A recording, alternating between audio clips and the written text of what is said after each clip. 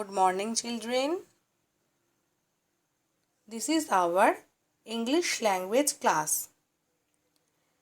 Previous day, we started chapter 5, A Tiny Seed. Today, I will continue this chapter. Chapter थोड़ा बड़ा था, इसीलिए हम लोग इतना तक कंप्लीट किए थे कि वांगड़ी जो थी वो स्कूल का पढ़ाई ख़त्म करके वो अमेरिकन यूनिवर्सिटी में पढ़ने गई थी और वहाँ पे उसको याद आ रहा था कि कैसे वो केनियन फॉरेस्ट में अपने भैया के साथ दिन गुजारती थी। टुडे हम फिर से उसको कंटिन्यू करेंगे। नेक्स्ट ये जो है हम रीड कर रहे हैं, देखो। The more she learned the more she felt that she loved the people of Kenya. She wanted them to be happy.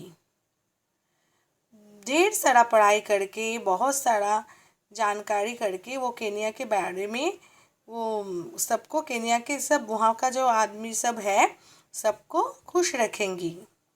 The more she learned the more she remember her Kenyon home. ज़्यादा जो पढ़ाई कर रही है उतना उसको याद आ रहा है, उसका केनिया का घर के बारे में उसको याद आ रहा है।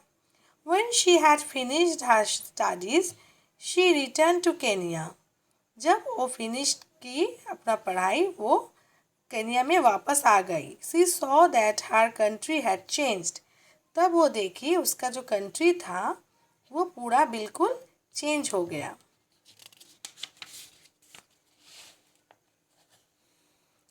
Huge farms stretched across the land. Women had no wood to make cooking fires. The people were poor and the children were hungry. वहाँ पे आके देखने लगी कि वहाँ पे वुमेन के पास में कोई वुड नहीं था कि कुकिंग फायर करने के लिए, मतलब कुकिंग के लिए कुछ वुड नहीं था। आदमी भी सब गरीब हो चुके थे, बच्चे लोग हंगरी थे, भूखे थे। Wangari knew what to do. Wangari को पता था कि क्या उसको करना है। She taught the women to plant trees from seeds. The women sold the trees and used the money to look after their families. उसको पता था कि वुमेन के पास जो सीड रहता था वो प्लांटेशन करने के लिए, प्लांट उगाने के लिए, और प्लांट बेच के वुमेन के पास पैसा आता था, वो अपने फैमिली चला सकती थी। वो पैसा जुटा के अपना फैमिली मतलब मेंटेन कर सकती थी। The women were very happy. Wangari had help them to feel powerful and strong. Women लोग भी हैप्पी हो गए वांगड़ी के बात सुन के। वांगड़ी भी उसको हेल्प करने लगी। As time passed the new trees grew into forest and the river started flowing again. जितना टाइम बहता गया नदी भी अपने आप आगे की तरह बहने लगी और ट्रीज भी ग्रो करने लगे फॉरेस्ट में। Wangari message spread across Africa. Africa पे चारों ओर वांगड़ी की मैसेज जो है वांगड़ी के बारे में सब फैल गया। Today millions of trees have grown from Wangari seed. Wangari के जो सीड है वो सीड से मिलियन ट्रीज उगने लगे।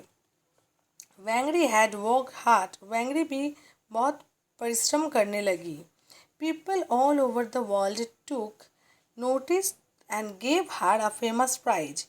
सब जो पीपल ऑल ओवर वर्ल्ड में जो पीपल हैं उसमें वांगड़ी इतना फेमस हो गई कि उसको फेमस प्राइज भी मिला और सब उसको नोटिस करने लगे।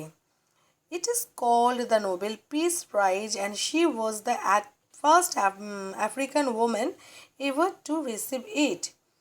इसको नोबेल प्राइज क्या कहा जाता है? नोबेल पीस प्राइज कहा जाता है जो उसको मिला था। और वो भी फेमस हो गई कि फर्स्ट अफ्रीकन वुमेन जो ये नोबेल प्राइज रिसीव की थी। Wangari died in 2011, but we think of her every time we see a beautiful tree. वेंगरी 2011 में मतलब चल बसी, लेकिन आज भी हमें उसे अपने उसका काम काज के लिए और ब्यूटीफुल जो ट्रीज़ है ये देख के उसके बारे में अभी भी हम लोग याद करते हैं। तो बच्चों यहाँ पे देखें हम कि वेंगरी की जो कहानी है वो एक तो मतलब इतना सुंदर स्टोरी है कि एक तो छोटा सा टाइनी सीड से कैसे वेंगरी पढ़ाई लिखाई करके छोटा सा टाइनी सीड से पीपल का हेल्प की थी। जो वहाँ पे भूखे अफ्रीका के जो भूखे पीपल थे उनका जो उनको मतलब आगे कैसे बढ़ाया गया है और कैसे वेंगरी उसको हेल्प की कि कैसे वो लोग अपने फैमिली का मतलब फैमिली को मेंटेन कर सके। फैमिली का जो खाना है मतलब पैसा फैमिली का जो पैसा वैसा मतलब वो उसका अरेंजमेंट कर सकती है। तो यहाँ पे केनियन का एक फॉरेस्ट में एक तो सिंपल फॉरेस्ट जो है माउंट केनिया का जो फॉरेस्ट है वहाँ पे वो लिटिल गर्ल जन्मी थी और वहाँ पे वो बड़ी हुई है। अपने मम्मी के साथ वो फील्ड में काम करती थी और वो बहुत छोटे से ही आउटसाइड में फील्ड में काम करना गार्डन में काम करना पसंद करती थी। वो अपने हाथ से छोटे छोटे टूल लेके उसके सहायता से मिट्टी तोड़ती थी और बाद में देखे कि हम कि उतना इतना उसको चाइनीज सीड्स के बारे में और ट्रीज़ के बारे में इतना जानकारी था कि वो ये सब लेके पढ़ाई भी शुरू की। फिर बाद में जब वो स्कूल गई स्कूल का पाठ ख़त्म करके वो यूनिवर्सिटी में भी आई। वो कौन सी यूनिवर्सिटी में गई? वो यूनाइटेड स्टेट्स ऑफ अमेरिका की यूनिवर्सिटी में पढ़ने गई और वहाँ पे भी वो बहुत एक्साइटेड थी। उसको जानना था कि वर्ल्ड के बारे में और ज़्यादा उसको जानना था और अमेरिकन यूनिवर्सिटी में वो मेनी न्यू थिंग्स के बारे में वो लर्न की थी। और क्या कि she studies plants and how they grow. वो पढ़ाई की थी प्लांट्स के बारे में और प्लांट्स कैसे उगता है बढ़ता है इसके बारे में वो अच्छा से पढ़ाई की थी। और उसको ये भी मतलब रिमेम्बर था कि शी ग्रू प्लेइंग गेम्स। वो भी कैसे बड़ी हुई थी with her brothers in the shade of the trees in the beautiful canyon forest. Beautiful canyon forest में अपने भैया के साथ वो भी खेलते कूदते कैसे बड़ी हो गई।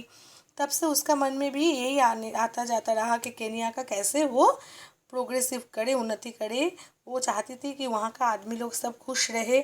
लेकिन जब वो वापस लौटी तब देखी कि वहाँ पे बहुत खड़ा परिस्थिति था। वहाँ पे किसी को खाना नहीं मिलता था और वुमेन के पास भी फैमिली मेंटेन के लिए पैसा नहीं बचा था। वो लोग बहुत पुअर थे, बच्चा लोग वहाँ पे हंगरी थे। लेकिन फिर भी वो आगे जाके बहुत उन्नति की और सीट के द्वारा वो सबको हेल्प की और धीरे धीरे सब आगे बढ़े। तो बच्चे चिल्ड्रन तुम लोग एक काम करना इसको अच्छा से रीडिंग करना लर्न करना और नेक्स्ट डे मैं तुमको यहाँ पे जो मीनिंग्स है इसके बारे में समझाऊंगी और वर्कशीट दे दूंगी। तो आज इतना सा ही हम पढ़ाते हैं। चैप्टर हम ख़त्म कर दी यहाँ पे। और ये किसका लिखा हुआ है? निकोला रिजडिक्स का लिखा हुआ है।